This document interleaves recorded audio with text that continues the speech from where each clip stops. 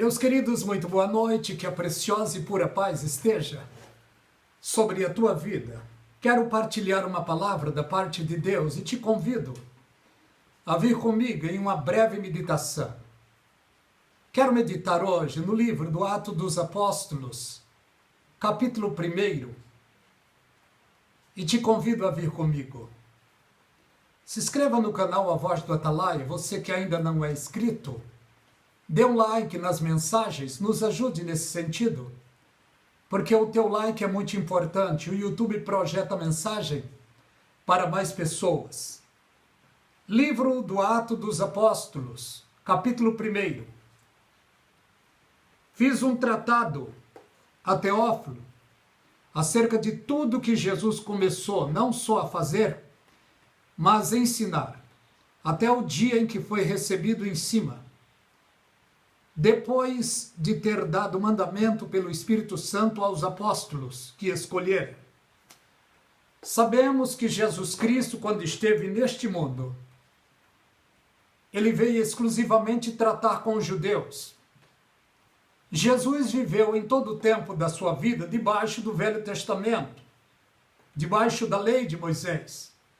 Ele veio aqui exatamente com vários objetivos, mas um dos objetivos é cumprir a lei, que nem Moisés pôde cumprir.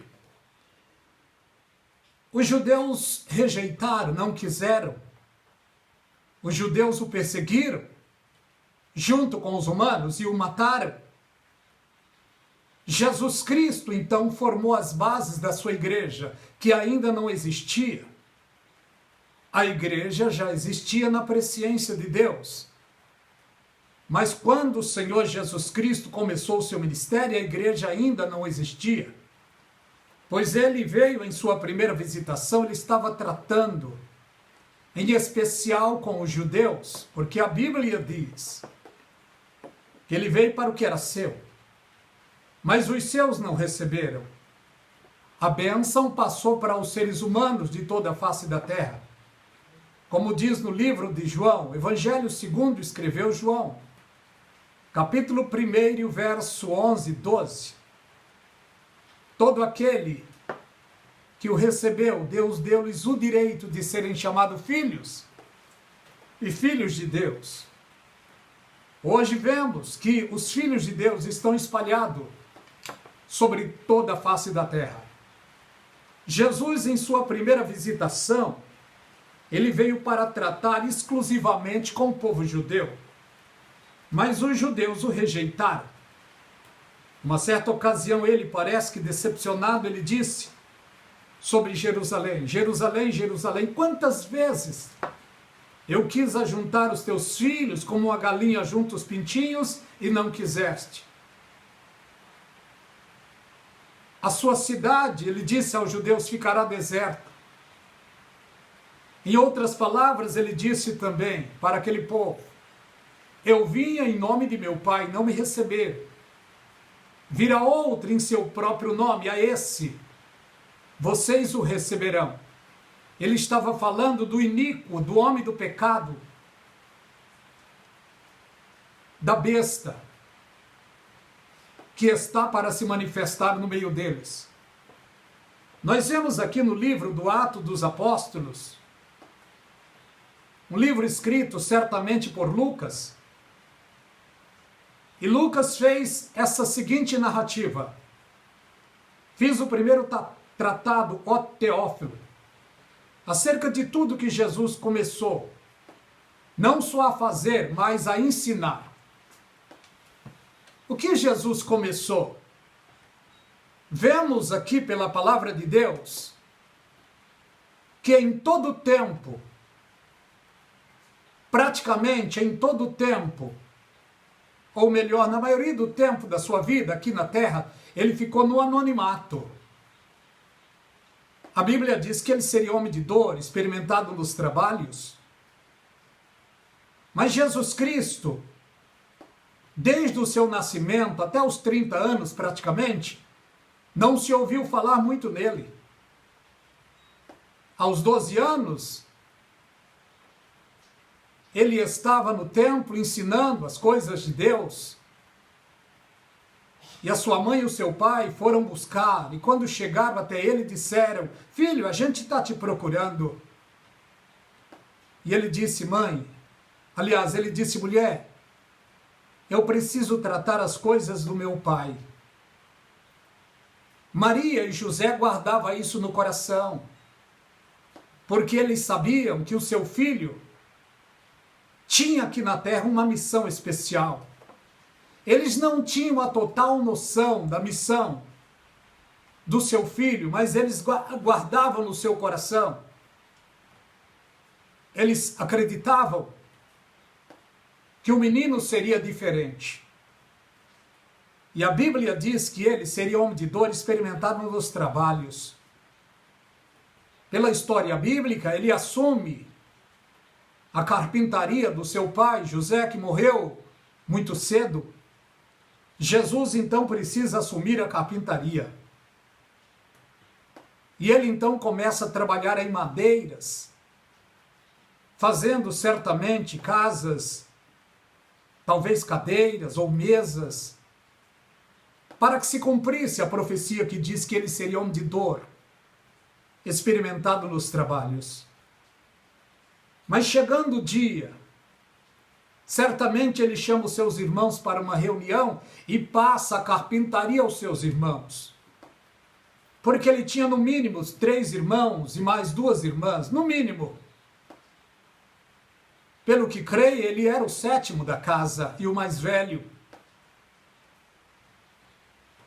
E ele então precisa assumir o ministério. Porque foi para isso que ele veio. Ele veio para ser pastor, apacentador, o remidor do seu povo. Mas olha o que vemos. O seu primo João Batista está lá no livro de João, capítulo 3. O seu primo estava batizando, João Batista estava batizando no Rio Jordão. E quando ele levanta os seus olhos, ele vê alguém na fila. E este alguém era o seu primo, Jesus Cristo. E João então olha para Jesus quando ele chegou e disse: Senhor, é eu que careço ser batizado por ti, e tu que vens a mim? E Jesus disse: João, deixa, porque convém assim cumprir toda a justiça de Deus. E João então o batizou. E depois que João batiza, João vê os céus, e dos céus uma voz que dizia: este é o meu filho amado, em quem tenho prazer. E nesse exato momento, João vê também uma pomba branca descendo e assentando-se sobre a pessoa preciosa e pura do Senhor Jesus Cristo. Esta pomba branca era o símbolo do Espírito Santo. Assim que o Senhor Jesus passa pelas águas do batismo, ele tem a aprovação de Deus diante do povo que estava ali. Deus disse: este é o meu filho amado em quem tenho prazer. E o Espírito Santo desceu em forma corpórea de uma pomba e pousou sobre ele. Ali foi a unção que Jesus Cristo recebeu para o seu grande ministério na terra. E deste momento em diante, Jesus foi conduzido pelo Espírito Santo para o deserto, para passar por uma prova.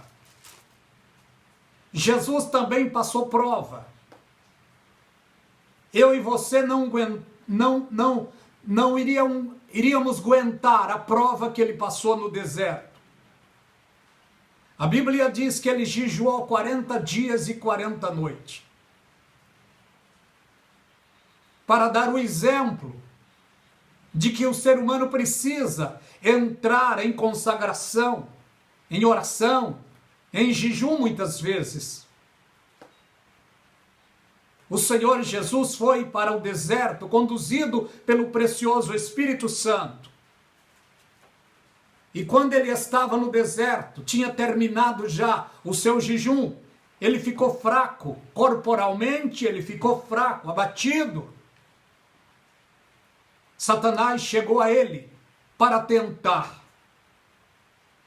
E o que Satanás disse? Se tu és o Filho de Deus, transforma essas pedras em pães e come. Jesus Cristo disse, nem só de pão viverá o homem, mas de toda a palavra que sai da boca de Deus. Satanás, não sei como, mas diz a Bíblia, que ele transporta Jesus ao pináculo do templo, no centro de Jerusalém. E lá de cima ele disse para Jesus, lança-te daqui abaixo, porque está escrito sobre ti, que os teus anjos recebem ordem a teu respeito, para te guardar, para que não tropece com seus pés em alguma pedra. Jesus Cristo disse para ele, também está escrito, não tentarás o Senhor teu Deus. O nosso Deus também é o Deus do diabo. Deus é soberano, criador de todas as coisas, tem o domínio de tudo nas suas mãos. Eu e você cremos em Deus e procuramos obedecer. Satanás crê, estremece até, mas ele não consegue obedecer, porque ele já é desobediente desde o princípio. E Satanás, então, transporta o Senhor Jesus Cristo para um deserto. E não sei como, pelo seu poder maléfico, ele projeta os reinos do mundo, parece que como em uma tela de cinema, e mostra para Jesus Cristo. E ele disse para o Senhor,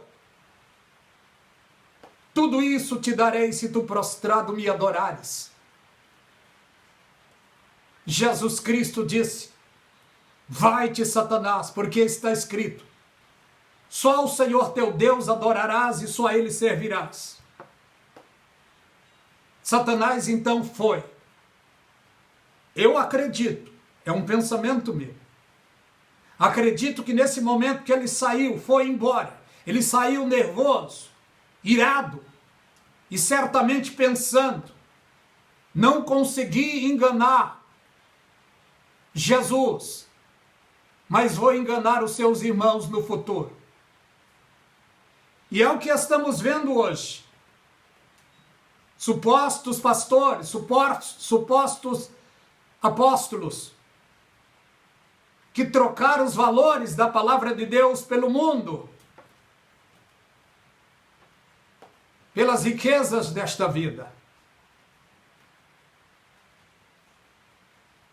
Satanás não conseguiu vencer Jesus. Nem de longe, nem de perto ele consegue vencer Jesus, porque Jesus Cristo é o Filho de Deus na terra. Jesus Cristo é o prometido aos judeus. Jesus Cristo é o Senhor dos senhores, Rei dos reis. Aquele que diz na profecia que ele será o leão da tribo de Judá. O que venceu para abrir o grande livro e desatar os seus grandes e poderosos selos. Lucas então diz para Teófilo sobre as coisas que Jesus Cristo tinha feito. E Jesus fez muita coisa. Termina ele de jejuar e vencer o diabo no deserto. Ele é convidado para um casamento. Foi o primeiro milagre de Jesus Cristo. Neste casamento, em Caná da Galileia, ele transforma água em vinho. Nesse momento, ele começa a formar a fé no coração dos seus seguidores.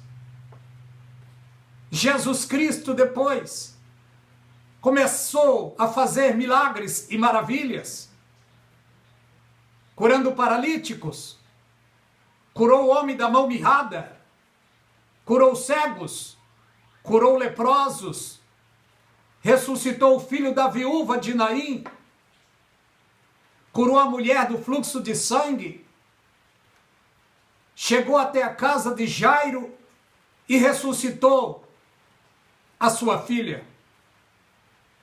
Jesus estava fazendo tudo isso para para criar a fé perfeita no coração dos seus seguidores. E olha o que vemos, o que Lucas disse aqui, acerca de tudo que Jesus começou não só a fazer, mas ensinar. Milagres e prodígios Jesus fez na Galileia, em Jerusalém, Samaria. Por onde ele andava, milagres aconteciam. E ele falava, e a sua palavra, pura, verdadeira e poderosa. Pela sua palavra ele transformou pessoas, transformou a vida daquela mulher, lá do poço de Jacó, transformou a vida de Nicodemos, transformou a vida do centurião, transformou a vida de muitas pessoas, porque a sua palavra é poderosa, eficaz. E olha o que vemos. Depois de ter dado mandamento pelo Espírito Santo aos apóstolos que escolhera, ele escolheu a dedo os seus apóstolos.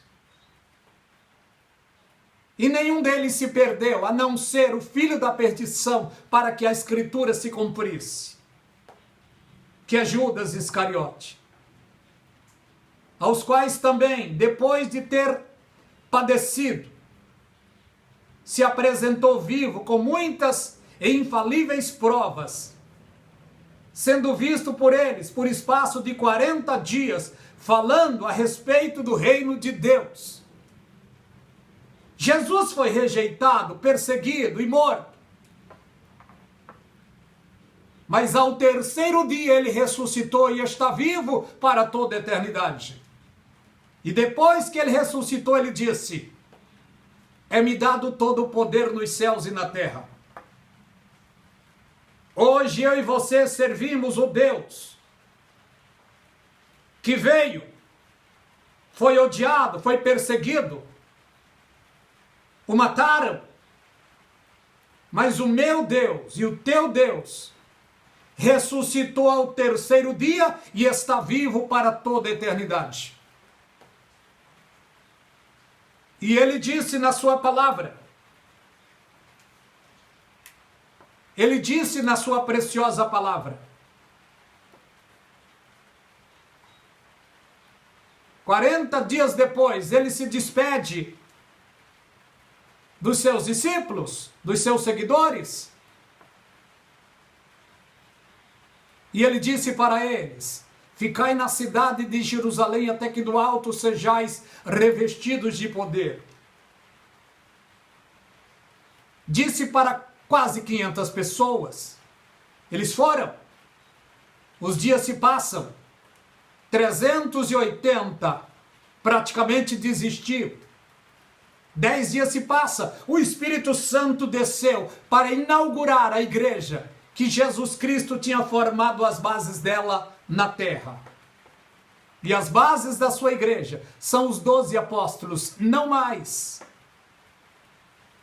O Espírito Santo desceu no dia de Pentecostes, inaugurou a preciosa igreja do Senhor Jesus Cristo. A primeira mensagem pentecostal, quando Pedro termina de pregar, quase 3.000 almas agregaram a igreja, e a igreja começou a crescer diariamente. Eu quero correr para esta mensagem não ficar muito longa. Mas olha o que diz aqui. Aos quais, depois de ter padecido, apresentou vivo com muitas infalíveis provas, sendo visto por eles no espaço de 40 dias, falando do que respeita ao reino de Deus. E estando com eles, e determinou-lhes que não se ausentassem de Jerusalém, mas que esperassem a promessa do Pai, que disse ele, que de mim ouviste. Ele tinha falado Ele tinha falado aos seus discípulos: é necessário que eu vá, porque se eu não for, o Consolador não virá. Mas quando eu for, rogarei ao Pai, e Ele vos dará outro Consolador, o Espírito da verdade, que o mundo não pode ver e nem conhece, estará convosco, e vos fará lembrar de toda palavra que eu vos tenho dito. Eu já quero passar aqui para o versículo 6 e o 7. Aqueles, pois, que se haviam reunido, perguntaram dizendo: Senhor, restaurará tu neste tempo o reino a Israel? E ele disse, e disse-lhes: não vos pertence saber os tempos e as estações que o Pai estabeleceu pelo seu próprio poder. Isto seria revelado posteriormente.